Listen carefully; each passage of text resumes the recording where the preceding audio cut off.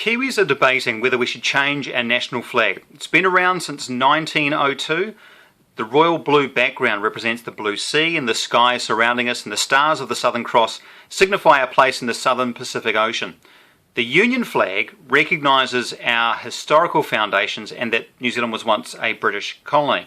The first thing you'll notice though is that it's hardly unique. I mean, look, it's pretty close to the Australian and others that actually share the same UK canton, like the Cook Islands, it's Fiji and Tuvalu. There are quite a few who say that the United Kingdom's influence in the South Pacific is actually increasingly irrelevant. And some flags are essentially derivative, and this is sometimes by design, but they're not immediately recognisable to many people outside the country. And certainly some get more media time, but could you do better than 50% on the 195 national flags of the world quiz? So if we do want to change it, what do we actually change it to? Well, let's look at some national flags of past and present to get some ideas. So let's start with the standard three-stripe flags, and let's look for some inspiration. And there doesn't really seem to be a lot of inspiration in this lot. It's all very much the same. Well, what about vertical stripes? What do we got here? It all feels just a bit samey, doesn't it? It's hardly inventive. It's just repetitive. So what about stripes with a feature or an emblem? What's there to see here? Okay, this is a little more interesting. There's certainly quite a lot of them, and there's been more design put into them.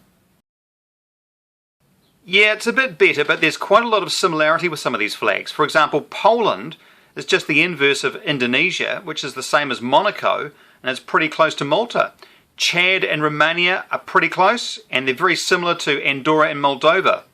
If you have a look at the flag of the Netherlands and Luxembourg, and Ireland and the Ivory Coast, and the flags of Mali and Guinea, they're all just mirror versions. And you'd be forgiven for getting Senegal confused with Cameroon. Okay, let's change it up. Let's put a triangle on it. Palestine and Sudan are pretty close. Hang on, did Mozambique just have an AK-47 on it? But then again, the flag of Saudi Arabia's got a sword on it, and Oman's got a dagger and two swords. Well, what about crosses? Anything stand out there? That's still just a cross with an emblem though. Stars and stripes, well that's obviously the US, isn't it? Oh no, hang on, there's more. Why don't you mix it up and go diagonal? Instead of stars, what about a sun? Or a cross, or a hand? Now, see, there's still a lot of repetition there. Moon and stars, how many of those do we have? And the Tunisia flag looks like the Turkey flag just ate itself.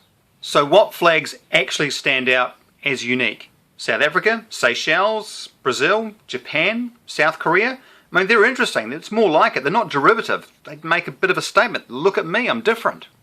So the New Zealand flag is up for debate, and there have been some attempts to design something unique in the past, and there have been some rather interesting designs. My vote, no other country has got a flag that's black, and none have got the silver fern. National sporting teams wear it, and it stands out. It's certainly unique. It's on a lot of our exports with Trade and Enterprise. It's on newzealand.com.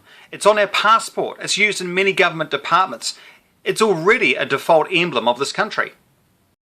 It's time to change the flag. Don't be derivative. Don't be repetitive.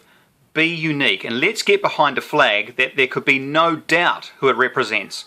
My vote, the silver fern. Thanks for watching.